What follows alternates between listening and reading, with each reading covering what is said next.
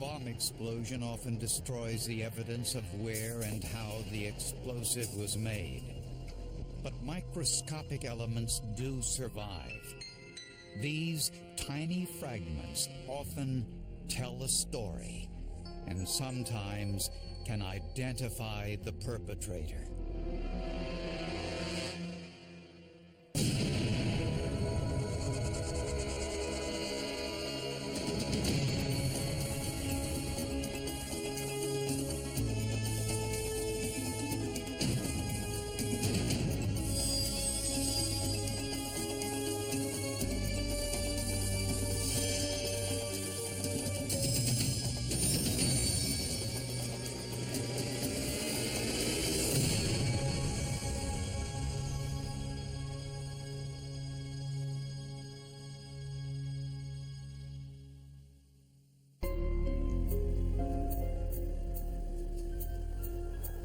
On a warm, humid night in 1993, Kurt Simon and his fiancée Kim Wanger returned home from a surprise engagement shower. They wanted to unpack the car quickly and get to bed, since they both had busy schedules for the following day.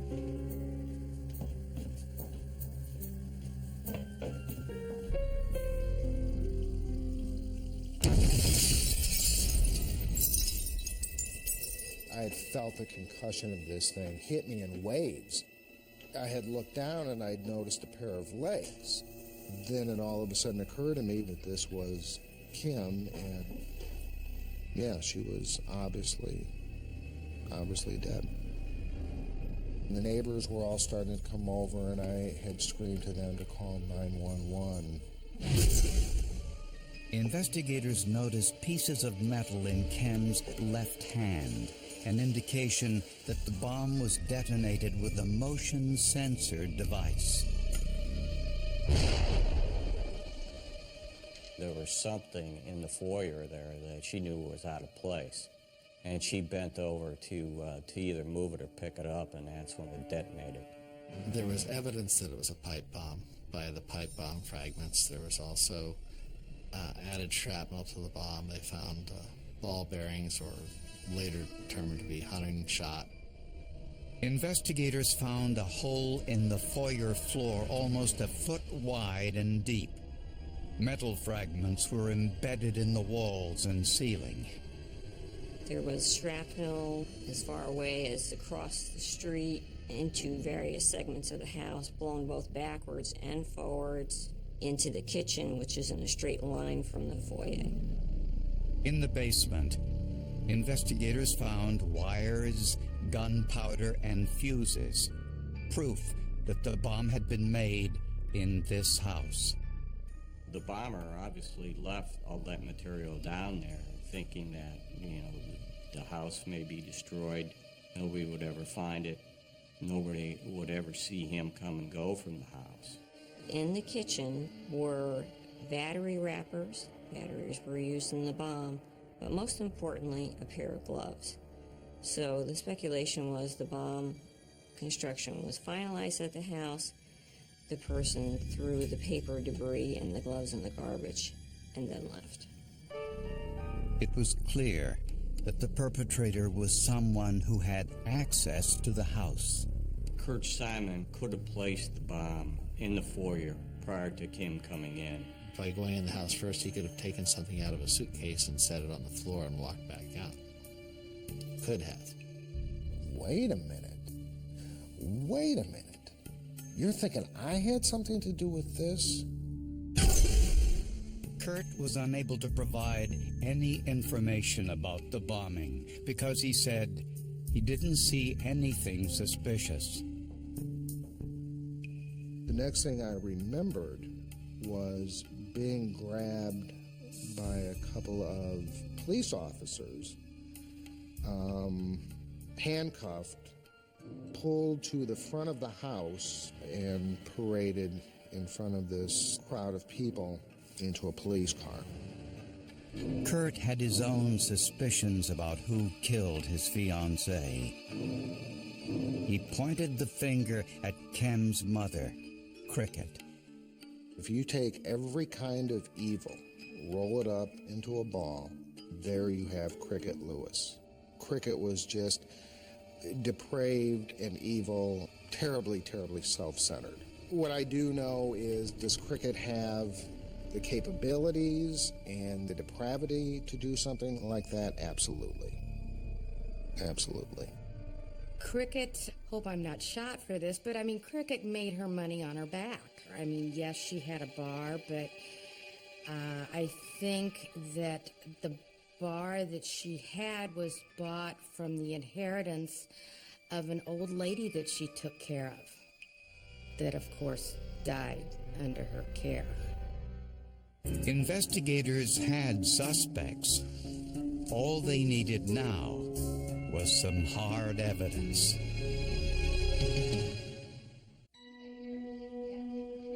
"29-year-old Kim Wanger was killed when a pipe bomb exploded in her Bloomington, Illinois home. Kim was divorced with 2 children and worked both as a hairdresser and occasionally a house cleaner. It was creepy because here's this decent person who has not done anything to deserve anything like this, murdered in a very heinous way. She's the type that she would sit down with a bowl of popcorn and a soda and watch a good scary movie. That was her Saturday night. She loved it. She was so much fun. And yes, I miss her terribly. At the time of her death, Kim was engaged to Kurt Simon, a Presbyterian minister who was now a suspect in her murder. Just the thought that somebody would kill her was just beyond belief. The other suspect in Kim's murder was her own mother, Cricket Lewis. Kim had a strained relationship with her mother. They barely spoke to one another. And witnesses said Cricket behaved badly at her daughter's funeral. While everybody else was crying and reliving Kim's memory and just basically not able to do much because everybody was so distraught, Cricket just kept complaining that Kim let her life insurance policy lapse and that nobody's going to get any money out of this.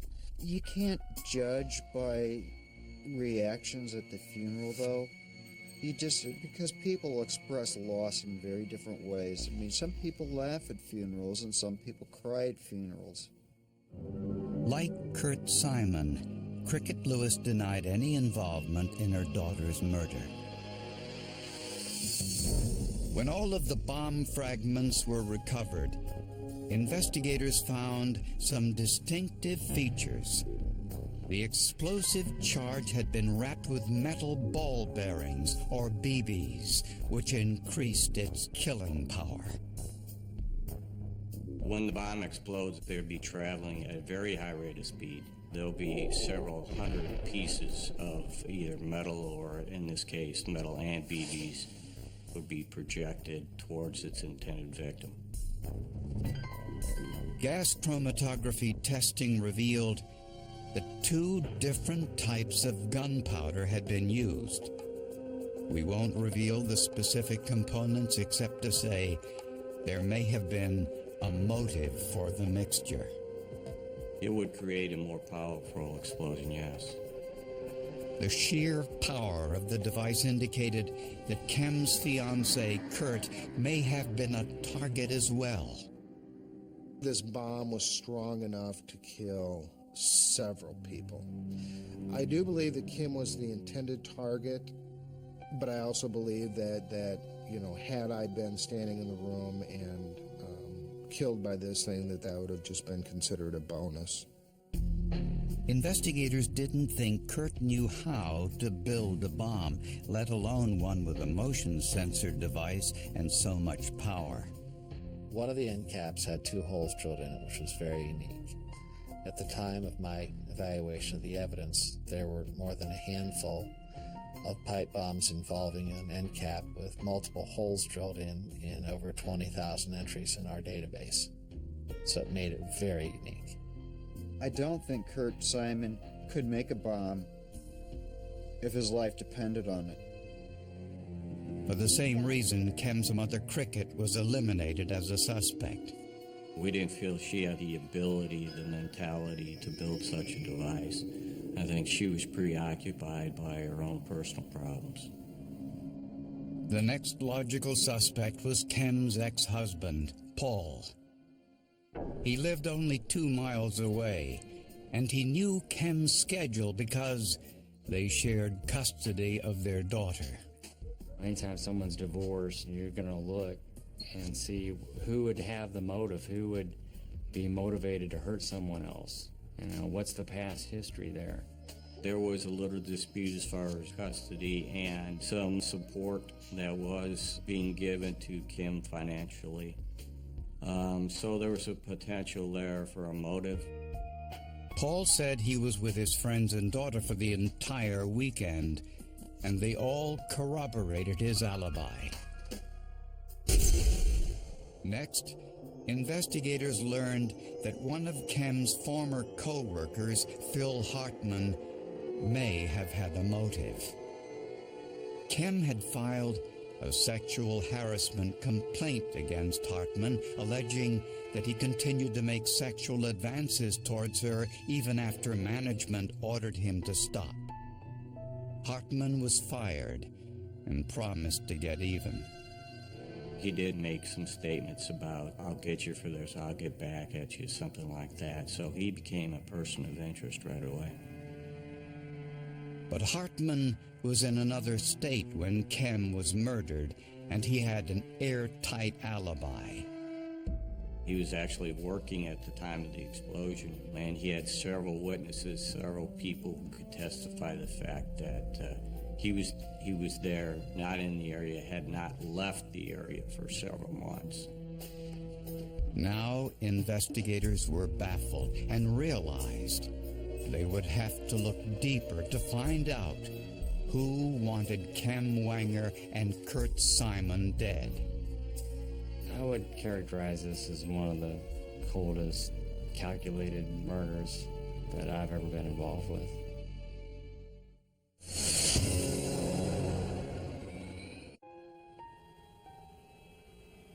In the search for Kem Wanger's killer, investigators had one last suspect to interview, Dale Fosdick, a former boyfriend and the father of Kem's youngest child. The relationship between Dale and Kim seemed to be fraught with acrimony. There was disputes over child visitation and child support. Friends said that Fosdick didn't always behave as a responsible father. He often failed to pay child support, and when he did, it was usually late. It just got crazy. She couldn't get a hold of him for days at a time. He wouldn't acknowledge her. He wouldn't answer her phone calls. Kurt Simon had offered to adopt the child in order to provide a stable home life. If he's finding having a son to be a real nuisance, if he's not wanting to take care of him, if he's not wanting to be part of his life, let me do it. I'll do it with open arms and be more than happy to do it. Investigators discovered that this made Fosdick angry. Dale starts getting pushed out of Kimberly Wanger's life, and he has to sit there and watch her new love, or imagine her new love, while he's being pushed aside and living in his lonely little apartment on the east side of Bloomington. Also suspicious, Fosdick worked as a machinist at a nearby Caterpillar plant. Obviously, he was mechanically inclined. He had some electrical skills. He was a airplane model hobbyist. He put together model airplanes from scratch, including the engine. Armed with a warrant, investigators searched Fosdick's home. And in the basement was every possible component to make model airplanes. Or possibly a bomb. All kind of electrical components, micro switches, batteries, wire cutters, wire strippers, wrenches, screwdrivers, everything that you can imagine. In the kitchen, Fosdick issued what appeared to be a challenge. He had lined up a series of tools on the kitchen table, and right next to these tools was a newspaper with Kim Linger's obituary. To me, that was sending a very clear message. The message was, hey, I did it, now you prove it. Investigators collected the tools on the kitchen table for analysis. They also reviewed Fosdick's credit card receipts for the past 6 months, and one item stood out. Dale Fosdick had purchased several packets of the Slingshot BB ammunition in early February and March, which was significant because this is the same type of slingshot ammunition that was used in the manufacture of the bomb. The handwriting analyst concluded that the signatures on the credit card receipts were indeed those of Mr. Fosdick. Investigators found some of those BBs in Fosdick's basement, and they were compared to the ones found at the bomb site. Each one was carefully weighed and measured. There has to be more to tie this together. The size and shape of the shot isn't specific enough to be a direct link between the suspect and the bombing. It's just circumstantial evidence. Then investigators remembered the shreds of wire found at the bomb site. I could see tears in the insulation, which means that the blade did not come completely together, so that the insulation had to be ripped in places. And they also had a pair of wire cutters from Fosdick's kitchen table. Toolmark examiner John O'Neill noticed that the blades were slightly offset. This gave him hope that he could identify the tiny imperfections on the blade of the tool. Every tool has a unique mark. Even if they're manufactured the same, they will still have a different mark left when they cut an item. And certainly as one's usage of the item continues, it will become more and more obvious. We have a manufacturing process that has to sharpen these blades. And then the use of them and the abuse of them adds accidental marks, which further separate them from their brothers in manufacturing. O'Neill used Fosdick's wire cutters to strip the insulation from a sample piece of wire. Then wrapped the ends in silver foil to improve the visibility under the microscope. He then compared the test wire to the wire recovered from the bomb site. At 50 times magnification, O'Neill could see that the microscopic striations in the rubber insulation lined up perfectly across both samples. Clear proof that Fosdick's wire cutters had been used in making the bomb.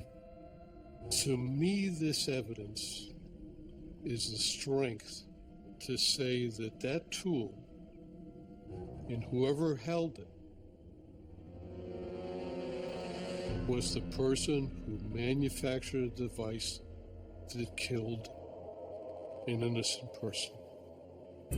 Certain cutting tools he owned were used to cut the wire that was involved in the bomb, and the wire was at his house as well. So, without saying Dale Fosdick built the bomb, Dale Fosdick built the bomb. That was our smoking gun. That was our fingerprint. Despite his denials, Dale Fosdick was arrested and charged with first-degree murder. We knew we had our man.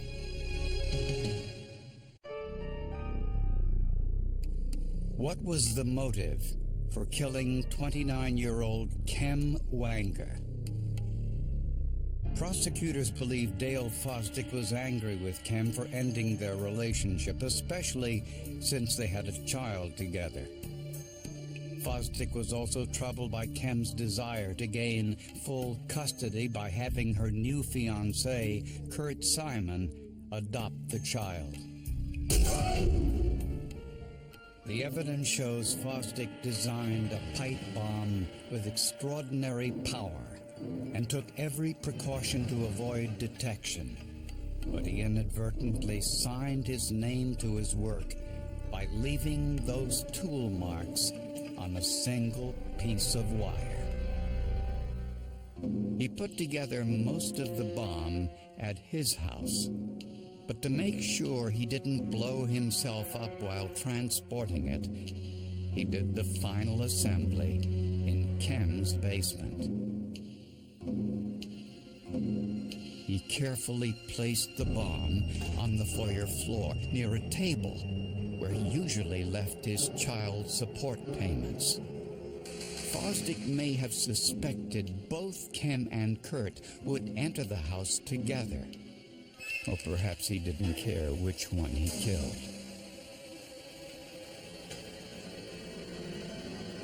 Kurt apparently walked right by the device without noticing it. But something about the packaging caught Kem's eye.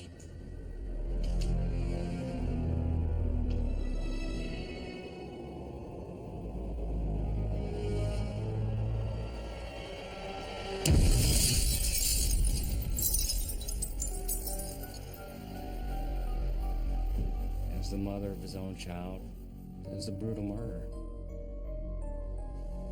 When Fosdick learned that investigators planned to search his home, he placed his bomb-making tools on the kitchen table next to Kem's obituary. In so doing, he provided investigators with the smoking gun and never realized it. Think of a bomb exploding and you think of evidence evaporating. But in fact, you leave a good deal of evidence behind. We were just able to determine that it was functioned electrically, B, it functioned by motion, and C, it involved a minimum of 2 microswitches. Throughout the trial, Fosdick maintained his innocence, but the jury found the tool mark evidence too strong to overlook. The jury looked at that, and I could see a light bulb going off in each one of their heads saying, I can see it, I know what they're talking about. At that point, I saw most of them turn and stare at Dale Fosdick. And I knew at that point they had made the determination that, in fact, Dale Fosdick was guilty. I had watched the slides from the electron microscope and watched to see how he had lined everything up and had done this work and this painstaking, unbelievably difficult work, and was able to pin the hard evidence to this bomb, to this killer. And I thought, I've got some new heroes now. These guys did a fantastic job, and I was very, very impressed. Dale Fosdick was convicted of first-degree murder and was sentenced to 55 years in prison. Just the fact that he thought he could get away with it and they got him. That's what's so great. You can't outsmart science. That's for sure. I guess he's not quite as bright as he thought he was. Fosdick narrowly escaped the death penalty because a single juror voted against it. This is a very dangerous human being. He never gave any kind of indication that he was sorry. I think the only thing that he was sorry about was that he got caught.